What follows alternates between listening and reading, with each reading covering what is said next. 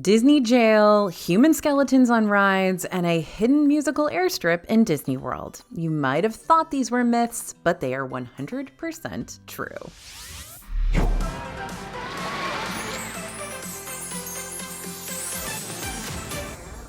Hey everybody, it's AJ for Disney Food Blog. There are lots of myths floating around the Disney scene that have been debunked. No, Walt's head isn't frozen and hiding underneath one of the Disney castles somewhere.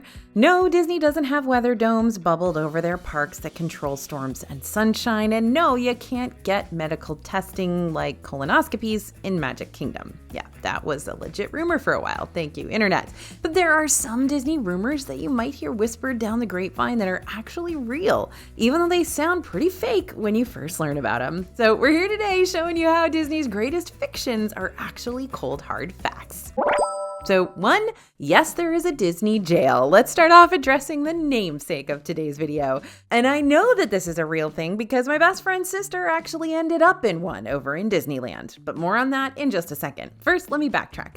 Disney jail. What is it? Where is it? And how do you end up in it? For starters, no, I'm not talking about how the Whispering Canyon Cafe servers over at Wilderness Lodge will sometimes throw guests in Canyon jail when someone doesn't clean their plate. That jail is all just fun and games. But actual Disney jail strips all the immersiveness and Imagineering out of the atmosphere, so you know you're really in big trouble. No matter which Disney park you're in, Disney jail is really just a holding room with a few basic chairs inside a security office, and guests taken here usually don't stay very long. There is no bunk or cot or overnight visitors in this spot, but again, each park has its own security office, so where unruly Disney guests are detained all depends on where those nefarious acts took place. Guests who find themselves in Disney jail don't normally stay there too long, just long enough for the Disney park security to call the authorities if larger charges are being pressed, or call up the guest's parents if the offender is a minor, or process a bit of paperwork if the guest is being removed from the park with a slap on the wrist and a stern warning. We're pretty big into talking about Disney's various rules on this channel, but what broken rules are big enough to land you in the kind of situation where you'll end up in Disney jail, devoid of faith, trust, and pixie dust, in the first place? Some of the broken rules are more obvious. Shoplifting, fighting, trespassing into off-limits areas,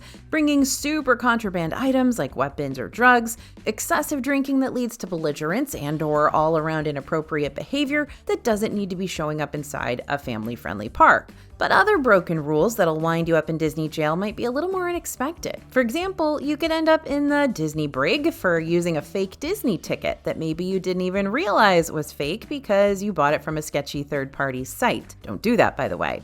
Or impersonating a Disney character. Doesn't matter how much you look like Cinderella or how much time you spent making her iconic blue dress. The only time adults are allowed to fully cosplay Disney characters is during Magic Kingdom's separate ticketed event, Mickey's Not So Scary Halloween Party. Otherwise, it may be Disney jail. Or selling your own commercial merchandise on property. Your stickers and prints are cute, but Disney's got their own merch to sell, and a guest who tries to make a quick buck with their own line of art or items inside the parks is gonna send a lot of big red flags Disney's direction. How did my best friend's sister get into Disney jail? Well, she actually tried to use someone else's annual pass to get into Disneyland a long time ago. So let's say someone ends up in Disney jail. Now what? Well, it all depends on how extreme those wrongdoings were. Most likely, guests will be removed from the park for the day. Some cases may result in a year-long ban, and more serious offenses could result in legal charges being pressed. All in all, these guidelines are put into place to create a better experience for all guests. And as long as you're a law-abiding Disney citizen, you're not going to have to worry about ever getting sent to the dark, dreary, and unmagical place that is Disney jail. Unless you're at Whispering Canyon Cafe, where jail is just as zany and whimsical as the resort restaurant itself. Then by all means, straight to jail. So we've seen a lot of wonderfully bizarre shows in Disney that didn't have long shelf lives. R.I.P. Animal Kingdom's Kite Tales, we will never forget you. But there's one show in particular that I feel like anyone who actually saw it just assumes they were experiencing some sort of fever dream because it sure doesn't feel like it was a real thing. And it was real, and I'm not letting any of y'all forget it anytime soon. Who remembers the Splash-tacular, the show that used to take place on stage in front of the former Fountain of Nations inside Epcot? The story behind Splash-tacular feels like it should be a myth. It really does. The plot: Mickey and friends are confronted by a she-alien lady trying to steal all the color from our planet. Eventually, the alien calls her pet alien dinosaur Pterosaurus, who pops up from the bushes as pet alien dinos do. And then a battle breaks out, but of course, Mickey still managed to save the day, which he celebrated by being lifted in a cherry picker above the dancers during the finale. Normal Mickey things. Surprising as it may seem, people were pretty confused by this one, so it only lasted for about 7 months before it disappeared for good. And now we've got the World Celebration Gardens in the area where that show once took place, which is a whole lot more peaceful and a whole lot less trippy, which could be a good or bad thing, depending on your standpoint. For a theme park deemed the happiest place on Earth, Disneyland sure harbors some dark secrets, especially around the early days of the Pirates of the Caribbean attraction. But I don't want to just tell you about the bare bones of this ride. Oh, it's pretty bad, Bria. I want to tell you about all the bizarre but absolutely true facts regarding Pirates' early years, as well as its developmental stages. For instance, did you know that Pirates of the Caribbean was originally supposed to be a wax museum? Starting off strong here, right? You see, in Disneyland's early days, ride technology wasn't as advanced as it is now, so when several of these original attraction concepts first hit the Imagineers' drawing boards, it seemed that walkthroughs, exhibits, and museums were going to be the best solutions for telling these immersive tales. This was the case for Haunted Mansion, too. But before the green light was given for this wax museum concept, the boat ride plus audio animatronics idea won over Walt Disney's heart instead. Pirates of the Caribbean also wasn't solely going to be a Disneyland attraction. It was going to be a place where the Disney family lived and hosted events.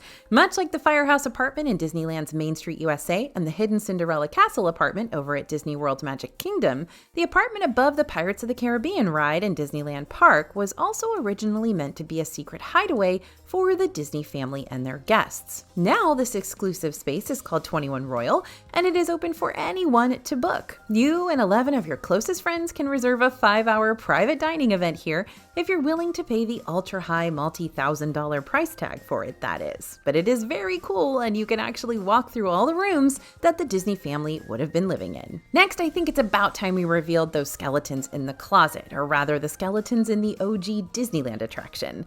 I know, it sounds far-fetched, but in reality, instead of grabbing some plastic skulls from the nearest Spirit Halloween, or whatever the equivalent of that was back in the day, Disney just raided the UCLA medical department and tossed real skeletons all over the ride. Later on, the skeletons were replaced with replicas, but there's always that persistent rumor that the Imagineers might have missed one or two during the transition. And get this, Pirates of the Caribbean was never supposed to be in Orlando, because the real Caribbean isn't exactly far from Florida. So Walt Disney was worried that Floridians wouldn't be wowed by fake pirates when real pirate lore existed nearby. But the Floridians felt cheated and demanded pirates be added to the park. So since 1973, just a couple of years after Magic Kingdom opened, Orlando's Adventureland has been a place of pillaging and plundering ever since. But the OG ride is still the better ride, not gonna lie.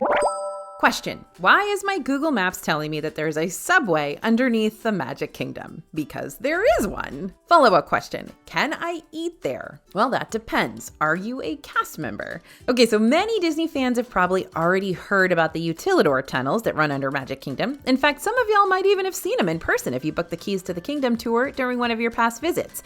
But if this is your first time hearing about the Utilidors, here's your one-sentence summary on the matter.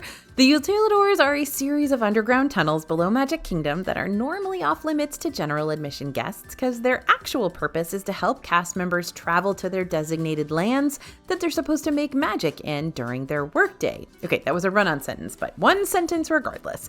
Literally, the only way a non-cast member can see these Utilidors in person without earning their ears is to book that 5-hour Keys to the Kingdom tour behind the scenes, which you can make reservations for on the My Disney Experience app or the Disney World website if you want. But if you're not booking that tour anytime soon, yet you're still curious as to what you might find in these underground tunnels, let me give you a very quick blind tour of the hush-hush inner workings at play here, which I can do thanks to our former cast members on the team who've helped us mentally map this all out. For starters, as you're walking along the concrete floors of the Utilidors, yep, it's surprisingly not very Disney-fied down here, you'll see lots of color-coded pipes and ducts and flues and conduits carrying all the necessary utilities to keep the theme park functioning. And every now and again, you might hear a loud rumble as the trash tunnels also overhead vacuum up Magic Kingdom's garbage with a powerful suction that transports it all over to their recycling department. The utilidors also house Magic Kingdom's wardrobe department. Lots of inventory and backstock for the restaurants and gift shops, break rooms and meeting rooms, lockers for the cast to store their stuff in. Basically, the utilidors are a mini city for these cast members, complete with a bank branch, hair salon, cafeteria, and you guessed it, a Subway sandwich shop, which, if you're walking around Magic Kingdom as a regular everyday guest, is located underneath Pinocchio Village House. Sorry folks, but even if you're taking a Keys to the Kingdom tour, you're still not going to be able to get your hair cut inside the utilidors, though you can always get a quick trim in Main Street USA over at Harmony Barber Shop, nor will you be able to order a footlong from the Subway here. But let's be real, there are a lot of more interesting eats to find around not just Magic Kingdom, but everywhere in Disney World that all of you have access to. And if you want to learn about our personal favorite restaurant recommendations, be sure to scan the QR code you see on the screen now, or click on the link in the video's description for disneyfoodblog.com/top restaurants. And we'll send you our free PDF featuring our ranked favorite places to eat in every single Disney World location. That way you won't be caught standing around the parks hungry, wishing for a Subway footlong. Okay, sure, Imagineers could easily have designed a replica Grauman's Chinese Theater with replica celebrity handprints right outside of it, but the handprints you'll see in front of Mickey and Minnie's Runaway Railway in Hollywood Studios are the real deal. Back when Hollywood Studios was still MGM, they used to do this promotion called Star a Day, Star Today, or Star of the Day, which allowed guests to see a real-life celebrity during their trip to the park. The promotion kicked off on MGM's opening day, May 1st, 1989, with Annette Funicello as the first star, invited out to see all the hoopla and newness. Each celebrity would participate in a star conversation at the Theater of the Stars, enjoy a ride down Hollywood Boulevard in an open convertible, and then take part in a public handprint ceremony in front of the Chinese Theater, which is why Hollywood Studios now has all those cemented handprints that you can see and take pictures with today. Fun fact, Audrey Hepburn is the only celeb's handprints that you'll find at Hollywood Studios, but not at the real-life Grauman's Chinese Theater in Hollywood, California. How about that? While there were quite a few big-name celebrities that participated in this promotion, like Mark Hamill and Pierce Brosnan and Neil Patrick Harris, to name a few, many of the film and television stars involved were B-list celebrities, and since the goal was to have a celebrity every few days in the park, it was all going to quickly become a logistical nightmare for Disney if they tried to keep it up. The Star a Day promotion fizzled out in 1992 with little to no fanfare. Though if you still want to see a celebrity live and in person inside one of the Disney parks, plan to visit either Disneyland Park or Epcot during the holiday season for the Candlelight Processional, since a celebrity is always invited out to narrate this Christmas story while a full orchestra and choir accompany them. Tiny Train Town right outside Epcot's Germany Pavilion is super cute and mischievous and all, but man, wouldn't it have been cool if we could have actually ridden something inside the Germany Pavilion instead of just wishing to shrink down and take a joyride on that itsy bitsy locomotive. Well, in another life, riding something in the Germany Pavilion could have been a possibility. Back when Epcot was first constructed, the goal was to build not only the beer garden buffet we know and love and Prost along with today, but also a ride inside the Germany Pavilion castle. The attraction was supposed to be a Rhine River cruise, where along the way you would have been able to learn about German history and culture, not unlike the now defunct Maelstrom ride, RIP, that was originally built in the Norway Pavilion. Along the Rhine River cruise, riders would have been treated to sites like Black Forest, Oktoberfest, Heidelberg, Cologne Cathedral, and the industrial Ruhr Valley. But unfortunately, due to major budget cuts when Epcot was being built, the ride never came to be. However, part of the attraction structure was indeed constructed in the back of the pavilion. So if you walk into the back of Germany and knock on the wall next to Biergarten, you'll be able to hear that it's hollowed out. When the ride got canceled, Imagineers simply covered the opening with a wall and some intricate artwork. But if you're wondering what's going on behind that wall and artwork now, hate to break it to you, but it's not super exciting. The space is currently used for storage and rehearsals, but nothing beyond that. Thankfully, this lack of a water ride didn't ruin the Germany Pavilion. There's still plenty of culture to be found here, from the food to the beer to the shops to the indulgent caramel kusha caramel treats.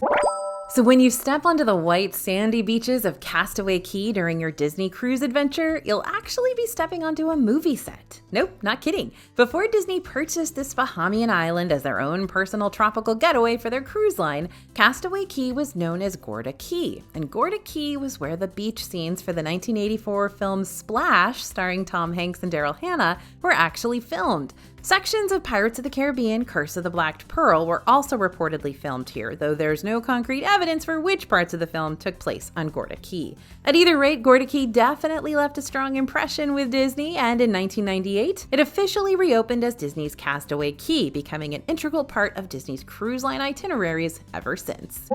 So you can rent cabanas at select Disney World Deluxe poolsides, and you can rent them over at Disney World's water parks too. You can even rent them over at Castaway Key and Disney's Lookout Key at Lighthouse Point during your Disney cruise, though those can be a doozy to book since they're so limited in quantity and yet still so popular. But there was once a time when you could book a cabana to hang out in during your Magic Kingdom Park day. In November 2016, Magic Kingdom debuted their short-lived and super pricey private cabanas that you could rent near Space Mountain in Tomorrowland. Each tent could accommodate up to 8 guests, and the rental price when they were first introduced was a whopping $649 per day. So what would that pricey rental get you? Well, cabanas included lockable storage, charging stations, sunscreen, insect repellent, water, sodas, and food. All nice perks, but for over $600 in the middle of Tomorrowland? Yeah, needless to say, the additional perk didn't quite go over as well as Disney was hoping for. Not to mention, the cabanas themselves looked really out of place. I mean, they were like poolside cabanas, which didn't exactly scream Tomorrowland to anyone. In the end, Tomorrowland cabanas were discontinued 4 months after they debuted in February 2017. I know we still get in a tizzy when we think about the Disney Magical Express airport shuttle retiring back in 2022, but do y'all remember how Disney World used to have its own airline that would take you right to Magic Kingdom? True story. The Lake Buena Vista Stoleport was built in 1971, the same year Magic Kingdom opened, to allow direct flights by Shawnee Airlines into Disney World. And by Disney World, I mean it was like right there next to Magic Kingdom's Transportation and Ticket Center, which is where you go to hop on a monorail or ferry that takes you the remainder of the way to the park's front gates. Not only that, but, and this is the wild part, the grooves of the runway, which are still here to this day, actually sing. As in, when the planes would drive over them at 45 miles per hour, the grooves would play When You Wish Upon a Star. Dude, the fact that I missed experiencing this feels like a crime. So what happened? Why can't we still fly into Magic Kingdom? Well, there are a couple of reasons. For starters, the runway actually ended up being impractical for the airline, and eventually the monorail was extended out near the end of the runway, making it impossible to safely land on the airstrip. Disney World also became a designated no-fly zone after 9/11, meaning you won't see planes or helicopters in the airspace above the parks, with the occasional rare exception. For instance, sometimes on Armed Forces Day, which happens around the third Saturday in May, you might see the U.S. Navy Blue Angels fly over Cinderella Castle, or you may be able to catch the U.S. Air Force Thunderbirds in late October or early November in honor of National Veterans and Military Families Month, but this is never a guarantee. I know it. I'm bummed this didn't happen too. There's still time. So Disney's Contemporary and Polynesian Village resorts were the first hotels to open in Disney World. But these were actually only 2 out of the 5 initial hotels that were planned for Disney World's grand opening. And yes, I know we're not mentioning Fort Wilderness here, not actually a hotel. We can argue about this in the comments. So the Asian-themed resort was planned to have 500 to 600 heavily themed rooms built to mimic Thai architecture. It would have included a 160-foot tall central tower topped by a restaurant, which I definitely would have made advanced dining reservations for. And the Persian-themed resort was planned to replicate Middle Eastern architecture complete with spires and domes. It would have also had a monorail route running up to Magic Kingdom, much like Polynesian Village and the Contemporary have. And the Venetian-themed resort was going to be themed after Venice, obviously, Italy, complete with canals and a marina to boot. So the Asian hotel was going to be where the Grand Floridian now lives. The Venetian resort was going to sit in between the Transportation and Ticket Center and the Contemporary resort. And the Persian resort was going to sit north of the Contemporary and to the east of the Magic Kingdom on Bay Lake, which is the same lake that Disney's Wilderness Lodge and Fort Wilderness Campground reside on today. And the same lake that'll soon be home to Disney World's up-and-coming resort Lakeshore Lodge, which is slated to open sometime in 2027. But let's not get ahead of ourselves here. We need to find out what happened to these hotels that never came to be. The land for these 3 mysterious hotels was cleared to begin construction, but due to an oil embargo in 1973, tourism dropped sharply, causing construction to stop too. By the time construction was able to resume, the projects were stalled by other problems, which were a whole lot swampier. Every time the Imagineers sent crews to hammer pylons into the waterfront, they'd basically be sucked up by the wet, mushy earth. Eventually, these swamplands were considered too costly to build on top of at the time, especially when budgets were already tight. So Disney shelved the resorts indefinitely. To entice guests back to the park post-oil crisis, it was decided that hotels weren't as much of a priority as having more attractions for guests. So the resorts were abandoned in favor of ramping up construction for Disney's newest theme park, Epcot. And we love Epcot, right? So we're happy Disney focused on her a little bit extra. But when building new resorts was put back on the table again, the new CEO, Michael Eisner, decided that instead of a more international approach, he'd much rather have a flagship beachfront resort inspired by the Florida shoreline. And that's how Disney's Grand Floridian Resort and Spa came to be. Fortunately, this was still only the beginning of Disney World's many, many, many hotels that can now be found around property. So while we still don't have an Asian, Persian, or Venetian themed hotel, and quite possibly never will, we still have hotels that spirit cultures like Southwest America at Coronado Springs, Africa at Animal Kingdom Lodge, and the Caribbean at Caribbean Beach, along with several others. Willy Wonka would have been shaking in his boots if Disneyland would have ever gotten this project greenlit. One of the earliest recorded unbuilt Disney attractions is also one of the most bizarre. Candy Mountain, sometimes called Rock Candy Mountain, was planned to be a massive mountain in Fantasyland themed to look like, well, lots of gigantic candy pieces. Here, let me show you the Rock Candy Mountain model as seen in the Trolley Treats window on Buena Vista Street in Disney California Adventure. Initial plans had called for the mountain to look like translucent rock candy, but that eventually changed to a concept of a mountain made up of a smorgasbord of candy, including licorice, gumdrops, candy canes, and fudge. Think the Candyland board game, but on a real scale, and minus characters like Lord Licorice and Grandma Nut. Instead, Candy Mountain would have been the home of the Casey Jr. Circus Train, the Storybook Land canal boats, and an interior mountain section that would have featured dioramas of scenes from L. Frank Baum's Land of Oz books. Sounds fun and whimsical to me, but according to Imagineering legend John Hench, the Candy Mountain model ended up making Imagineers feel queasy. Hench described it as unappealing plus sickly, a tummy ache waiting to happen, and eventually the whole concept was scrapped. Some of you might agree, but some might feel kind of sad that we missed out on walking around all these sweet slopes. But the Candy Mountain model still remains in the Trolley Treats window if you want to pay a visit to see what could have been.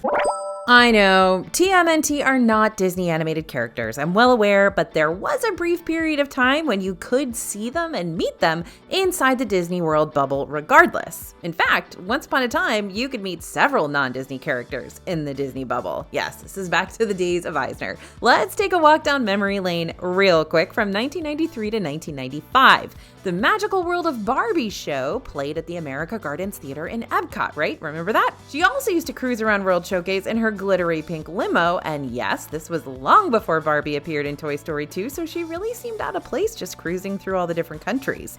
Though I guess Barbie is an international sensation, so I'm okay with it. But what's even more bizarre than a Barbie crossover? When Hollywood Studios was still MGM Studios, it was also briefly home to an Ace Ventura Pet Detective show and meet and greet from 1995 to 1996.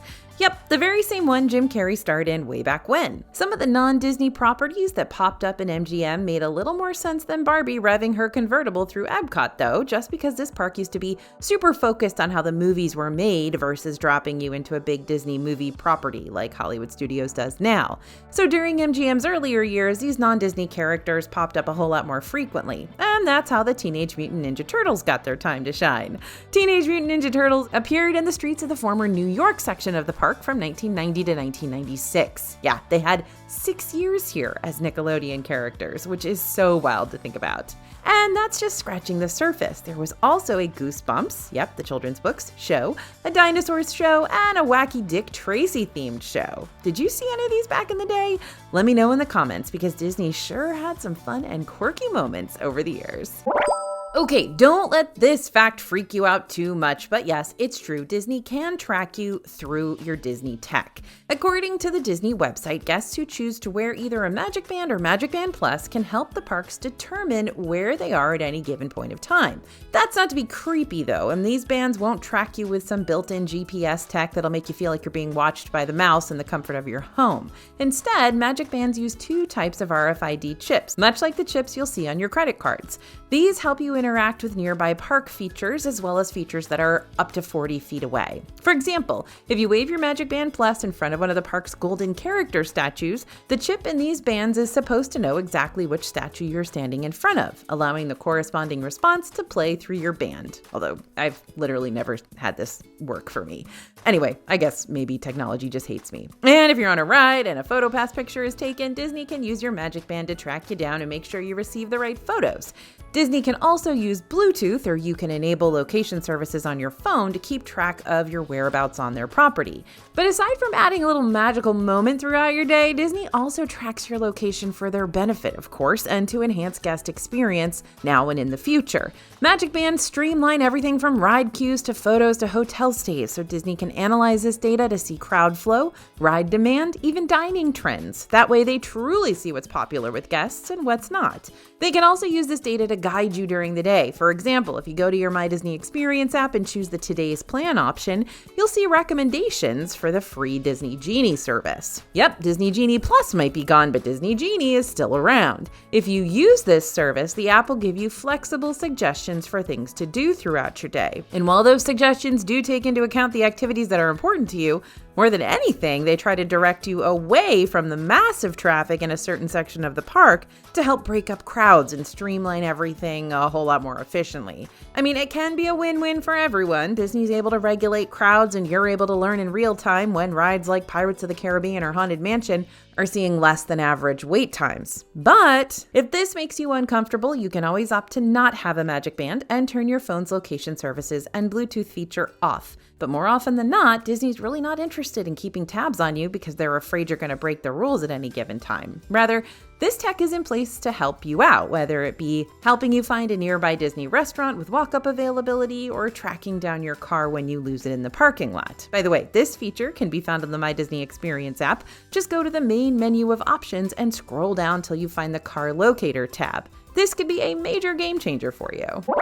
Yep, Disney's a treasure trove of hidden secrets and myths waiting to be debunked, and we can't wait to show you more of the mysteries lurking within. So stay tuned and don't forget to check out some of our other mind-boggling Disney videos, like the most bizarre things to ever happen in Disney World. That one is a doozy. And be sure to pick up our free Best Disney World Restaurants guide while you're at it. It's right over at disneyfoodblog.com/top restaurants. Thanks for listening, everyone, and thanks for watching. As always, this is AJ for Disney Food Blog, and we'll see you real soon.